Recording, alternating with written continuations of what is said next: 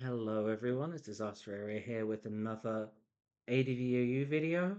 I probably won't be doing many more of these. I'm not really that involved with the community in the game these days. Um, I do still play Pokemon, but not really competitive battling per se versus other people anyway. Um, but I still have some tidbits I wanted to leave people with before I completely disappear from it, I guess. And like there's a lot of team building concepts in particular that I feel like very few people have a grasp on. Maybe some of like the best players do, but even then they might not necessarily explore these ideas very much. So yeah, I wanted to talk about Heal Bell in ADVAU. Um, Heal Bell is uh, quite a useful move in the right place. Um, I'm getting into more details on that in a little bit. Um, I just want to cover some like high level things first, uh, about like the users and heal bell versus aromatherapy. So actually, let's get to that first. Let's talk heal bell versus aromatherapy because this is a fun mechanical note. This is not very important, but it is interesting. So, how does heal bell interact with soundproof? Does it even interact with soundproof? Yes, it does. So there's two different ideas you might have about like how does it work with soundproof. One is like maybe if you have Healbell and a soundproof user in your party, Healbell can't affect them. That is not how it works. The way that it works is if your opponent has a soundproof user out and you use Healbell, it will fail. So, in theory, if your opponent brings out Xcloud as you click Healbell with Blissey, then it'll be prevented. Kind of a fun interaction. Not something you'll ever see in practice in OU, especially as the bat and pass chains are gone now, and you don't really need to be clicking heal well against a mime or electro link bat and pass team particularly. So so yeah, I thought I'd cover that one. It's theoretically optimal to go aromatherapy over heal bell on Blissey if that's the sort of thing you care about. I don't think people are that pernickety about these sorts of things, but it's a fun one to know. Um, let's talk about the users. So the two best ones by far are Blissey and Celebi. They are quite simply really good Pokemon. Blissey, these have both been considered top five, maybe even top two at different points in the game's history. Celebi not for a long time, top two, but I'm pretty sure like over a decade ago there were some people saying that kind of thing. So obviously they're excellent users. They're bulky. They have deep move pools. They can fit on basically any structure that might want to use Heal Bell. However, there are a couple mildly interesting alternatives. Articuno, Dragonite, and Miltank are the three I picked out here. I think Articuno is very niche. I think Miltank has potential, but I'm not sure how you'd exploit it. And Dragonite, I think, is the best of these three, and I've done a video on a Healbell Dragonite team that I've played with on the ladder, and I think is pretty decent for the kind of structure that I was going for. I was quite happy with how it turned out. Let's go over like quickly like why these Pokemon have potential but aren't necessarily very good. So all of them have like quite decent stat lines, first of all, but they're held back by other things. Articuno, um, defensively especially, is like especially defensively quite good, but Ice is a horrendous typing defensively. The Pokemon you might think, oh, this could help against is maybe like Swampert. The thing is that Celebi is already incredible against Swampert. You don't particularly need Articuno for that. The one niche I've been able to find for it, I mean, also having like stab ice isn't that good when you're so rock weak that you can't check Dragon Dart Salamence anyway. Um, so there's that. Um, it it is interesting to me simply for a like what do you call it? A mono airborne like Superman team like with six of them, which you see up on the screen. I've got an example of that. Um, It's kind of interesting for that, but I will say that Blissey and Celebi also work completely fine on Superman. They have their own recovery and like recovering soft boiled. Um, and Blissey especially helps against Red Ice, which becomes a weakness when every single Pokemon is not grounded. There's no good Red Ice answers here. You just kind of you have some tools, but it's an uphill battle for sure against a Pokemon like that with this team. But Articuno helps a little bit by resisting ice. Sorry, by being neutral to ice, I mean. Um, which is itself quite hard to come by on a Superman team. Obviously, flying is weak to it, and the most common non-flying types you'll see are these ground types, which are also weak to it. So you only have Gengar here, which resists bulk, which is neutral to bulk beam. Um, but there's a lot of special bulk on the team as well, so it's there are tools, but yeah, its raw special bulk is enough to make it interesting, but it doesn't have that deep of a move pool, and its typing has really severe flaws. So I wouldn't recommend it, but it's interesting to experiment with, but mostly Celebi will do the job better.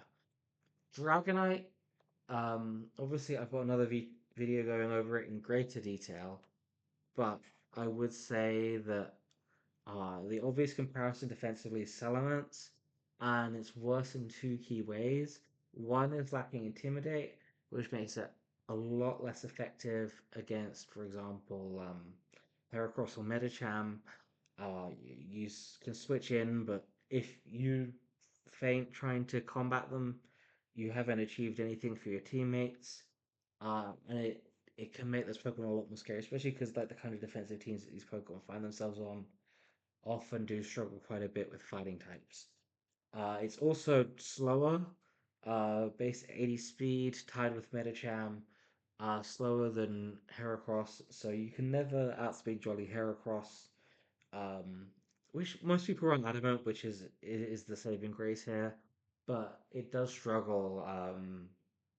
It's not the most reliable fighting type answer, which is a problem for it, but it does have Heal Bell. It has Toxic and Flamethrower to exert some pressure against like Skarmory and other Pokemon like that, and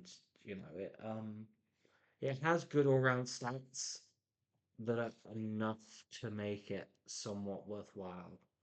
Um, Ultari is also worth a mention for having similar advantages, but it hits even less hard. Much worse attacking stats, marginally better bulk. Natural Cure is very nice. Um, but yeah, again, I wouldn't really recommend Altaria either. But yeah, interesting. If you wanted to, like, I don't know, maybe it's useful in drafts or something to do something like that. And then Miltank. Uh, I just haven't made a team I like with it, but it does have some interesting traits. It's fast. It does have like a decent rifle. You got like Thunder Wave, Stab Body Slam, Earthquake. Curse is cute. Um, so you can kind of do like a Curse Heal Well Milk Drink set. Obviously, yeah, Milk Drink is a huge move. It's fast. It has thick fat, so it's not bad into like Regice and Moltres and Charizard and so on, although Focus Punch weak. Um, so I don't know. It's interesting, but I find it too moveset restricted, and it's really hard to make it do something that Blissey doesn't already do. Like Earthquake for Jirachi is cute, but it's really hard to fit that on a set with Heal Bell. So yeah, those are the users. Um, let's talk a bit conceptually about Heal Bell now. So I've gone over kind of like mechanically heal blood versus aromatherapy. I've gone over the um the uses of it, but why would you why would you want to put it on a team? So like heal bell is quite a powerful move, but from a certain perspective of like quite a controlling play style. So heal bell is not a move that you necessarily use to make direct progress. Um, Although we will circle back to that point at the end. Um, it is a move that you kind of, your opponent might use like PSS, Toxic Sands, Spikes, maybe like Willow's Gengar and stuff, and they spread status all over your team. And then you can use Heal Bell, and you're like, haha, no more progress for you. and you've kind of, in some sense, made them waste several turns uh, to achieve nothing, which is which is objectively quite powerful. Um, but what I mean with like the lack of forward progress is kind of I would say it's kind of like the symbol of certain playstyle that is never really successful, but is also kind of like a natural jumping off point for people who want to try and play stall. Um, and I mean, I've talked with Megan about this as well, and he kind of said he used to want to play in like the style as well, where the goal is you kind of like control every element of the game, to prevent your opponent from being able to win, and it just doesn't fundamentally work with Pokemon. You all have critical hits and all sorts of RNG. And you can't make a team that's like truly resilient against every threat. Like there's limitations to that. But Heal Bell is like the typifying move of that, where it's like you're taking a move that doesn't give you direct progress, but it's about preventing your opponent from making advances. So I consider it like a very controlling move, but there are ways to use it proactively. And that idea is to pair it with REST users. So with REST users, the idea is you have a good Pokemon like Zapdos or Snorlax or something like that. That Pokemon can be spent defensively, rest up against whatever it's facing, and then later on in the battle you can heal bell them up and they're ready to go again, or they're ready to you can kind of get two bites of an apple. And I guess like one Pokemon that this is a big selling point with is Suicune. So let me see. Where's a good example of a Suicune team? I mean, well, the mixed Healbell Dragonite stall, which we did a video on, is a great example of this. So Suicune's a Pokemon with amazing bulk, but lacks a great form of recovery. You can either run Rest Sleep Talk or Rest without Sleep Talk. Those are options for recovery. Um, and if you try and use it as like this great defensive Pokemon, like holding off like DD-Tar and Salamence and all of that, it often ends up at very low health afterwards, especially if it's been like rock slide flinched or something like that. And it's like, okay, and then are you even like, how do you even make use of it defensively after that? And it certainly doesn't always work out this way, but like the concept at least is that, oh, you can let this Pokemon take some hits, do a defensive job, trade somewhat with an opponent, then heal up, and then go to your heal Bella, and that will let you um rinse and repeat. Either like have another go at being a defensive Pokemon, holding off like a physical offense type thing for longer, or it lets you like sweep in the late game with that rest Pokemon. Snorlax here as well, another great Pokemon that again kind of has a similar problem. So you know you can return into like a Zapdos, take two or three Thunderbolts, maybe rest up, and then rinse and repeat. Again, this team has a Steelix, so maybe it's not like the best example. Um, there's another cute synergy as well on this team, which is not as notable, but it is kind of cute. Is Umbreon here has Synchronize, which I find is normally a difficult move to make use of on Umbreon. You don't necessarily want Umbreon status, except maybe Gengar's Will-O-Wisp. You have issues where like Starmie can Thunder Wave you, and then after you synchronize it, Starmie natural cures, swapping out, making the pursuit trap harder to pull off. And Heal Bell Umbreon gives you a little bit more.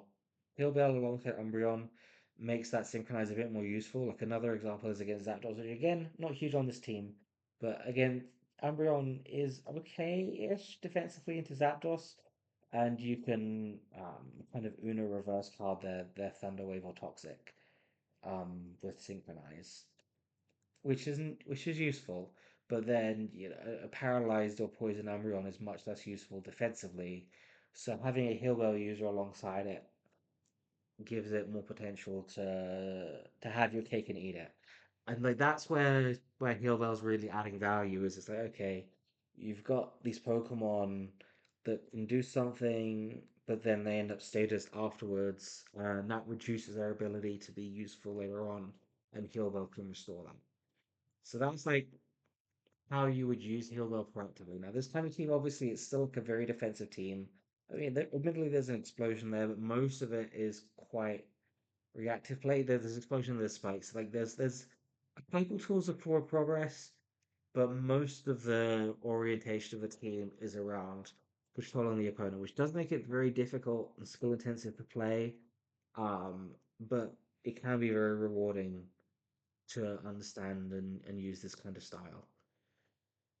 Um, but because of that, um, yeah, like that's I'd say that this is on like the more extreme and maybe the more typical or stereotypical version of Heal Bell. So I don't know. I kind of feel like this is something that probably a lot of top players understand. Maybe not all of them. I know a lot of them are allergic to stall. Always have been, always will be, right? Um, but those who aren't probably have a conceptual understanding of this.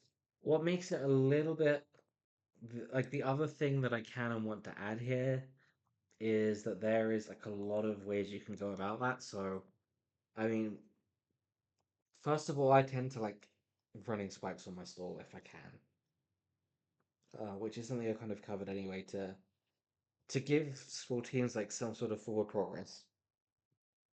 So like a lot of my heal bell stalls will be like heal bell with a rest user, and then pair with that like spikes and a couple other tools of progress. Okay, you've also got a raw swampert.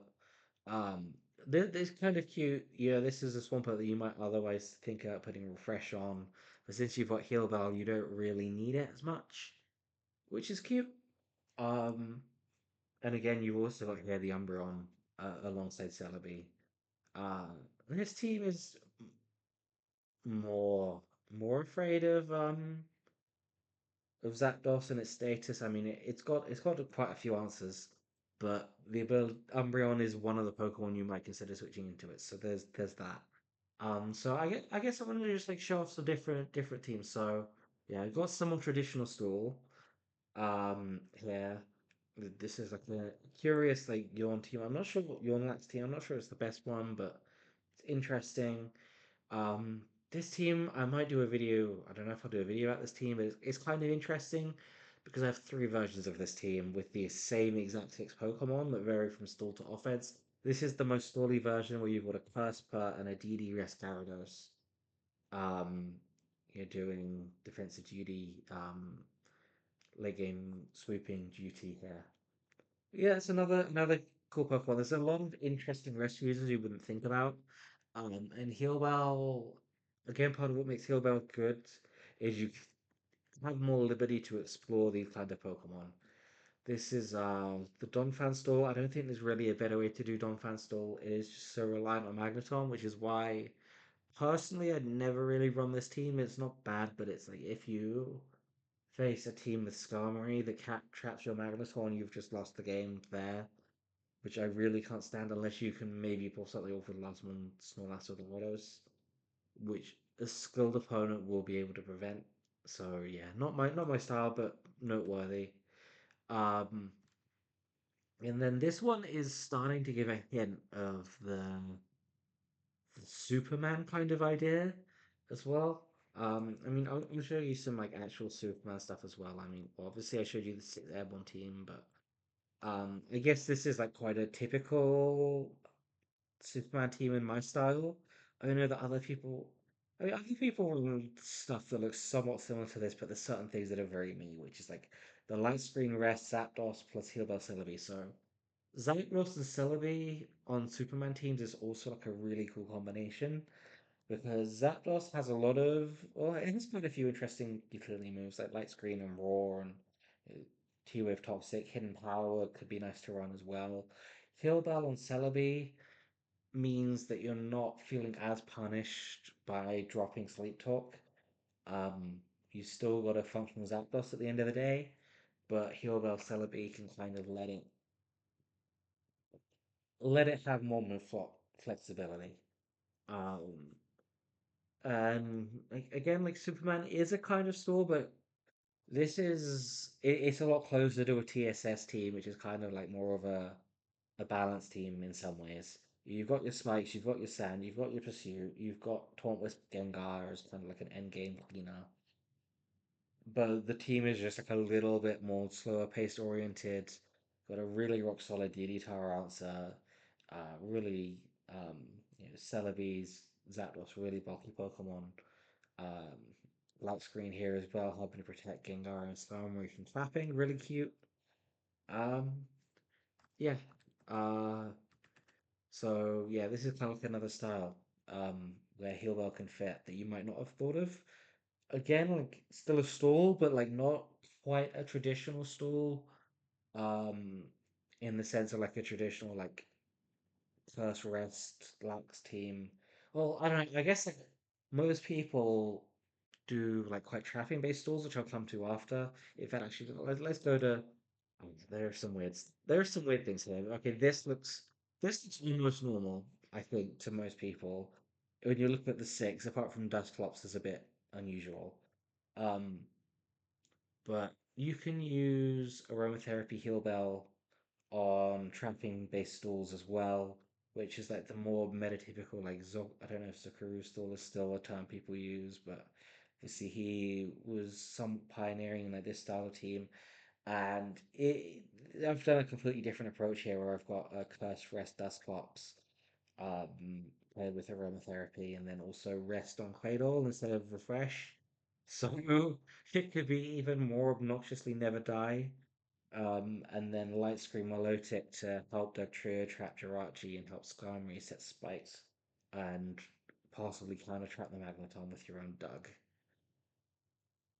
So yeah, it can be cool on this kind of team as well. I wanted to show you like trapping stalls, spikes plus last month type stalls, and then Superman stalls.